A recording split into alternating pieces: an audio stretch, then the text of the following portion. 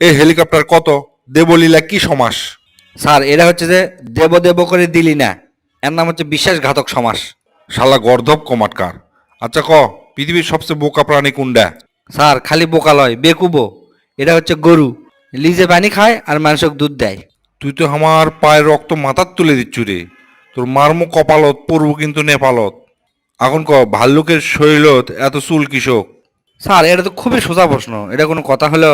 জঙ্গলের মধ্যে কোনো লাফিত থাকে না, সেই জন্য ওর কেউ চুল কাটে দিবার পারে না, ওই জন্য ওর চুল বড়।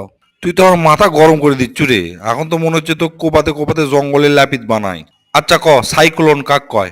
স্যার সাইকেল কিনবার যা যায় লোন লে সাইকেল কিনে, তাক কয় সাইক্লোন। শালা উম্মাদ, চুল কোলে সব ছেড়ে ফেলে দেবো তোর টানে। আচ্ছা ক, মনে কর একটা লোক সম্পূর্ণ খালি গায়ে খাড়া হয়ে আছে, মানে গাঁত কোনো কাপড় চোপড় নাই। ওর সামনে একটা হাতিও খাড়া হয়ে আছে। ওই হাতি ওই লোক কি জিজ্ঞেস করবি ক? স্যার হাতি জিজ্ঞেস করবি, এই মিচ্ছানা সুর দিয়ে আপনি নিঃশ্বাস লাইন ক্যাঙ্কা করে?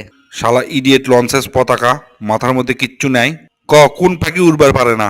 স্যার এটা কোনো ব্যাপার? যে পাখি মরে গেছে, মরা পাখি উড়বার পারে না। এলে তুই কি উত্তর দিচ্ছু রে?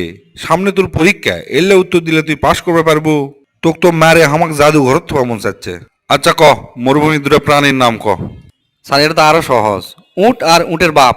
তোকে দিয়ে কিচ্ছু হবি না রে, সব সময় ধান্দাবাজি উত্তর দিচ্ছ তুই। সবচেয়ে সুখী প্রাণী কোনটা ক? স্যার হাতি সব সময় দাঁত বার করে থাকে, দেখেন না, খিলখিল করে হাসে। অল্লাগাতে সুখী আর কেউ আছে? উই তো সবচেয়ে সুখী। আমাকে দেশত সবচেয়ে কোন জায়গাত বৃষ্টি বেশি হয় কত? স্যার এটার কোনো ব্যাপার? মাটিত। তোকে তো এখন মনে হচ্ছে যে মারতে মারতে তো মাটির নিচে পুঁতে থুই রে। আচ্ছা মনে কর সমুদ্রের মধ্যে একটা আপেল গাছ আছে, তোর গাঁত কোনো পানি থাকা হবি না, কোনো কিচ্ছু মনে কর যে কোনো জাহাজ, তারপরে তোর নৌকা টৌকা কিচ্ছু নেওয়া যাবে না। ওই আপেল গাছের থেকে আপেল পাইলে আসা লাগবে, কেঙ্কা করে নিয়ে আসবো ক? স্যার পাখি হয়ে উড়ে যাবো, উড়ে যা গাছের উপর পড়মো, আপেলটা সিরিয়ালে চলে আসবো, হয়ে গেল। জলজান্ত একটা মানুষ হোক, পাখি কি তোর বাপ বানাবি? স্যার সমুদ্রের মাঝখানে আপেল চাষকে আপনি বাপ করবি? খালি উল্টা পাল্টা প্রশ্ন করেন আপনি। তোকে ইঙ্গা মুখে প্রশ্ন করে হবি না, বুঝছি। তুই এক কাম কর, তুই বাতাস, নদী আর সমুদ্র, এই তিনটা যে কোনো এটার উপর তুই 20 লাইনের রচনা লেখ। আবার তো স্যার আমাকে বিপদত ফেলে দিলেন, আমি এই তিনটার উপর কেঙ্কা করে লেখবো? আমি লিখলে তো কাগজের উপর লেখা লাগবে, এই নদী বাতাস পানি এগুলোর উপর লেখা যায়? আচ্ছা কালকে যে পড়া দিস না সেটা কি পড়ছু? না স্যার পড়িনি। কৃষক পড়িসনি? স্যার পূর্বালিতে কারেন্ট চলে গেছিল। কারেন্ট চলে গেছিল বুঝনো, তো মিচ্ছা না পড়ে দেবো, কারেন্ট আসছিল তখন পড়িসনি? হ্যাঁ স্যার, কারেন্ট আসার পর আবার পড়বার বসছি, আবার দেখি বসার সাথে সাথে আবার কারেন্ট চলে গেছে।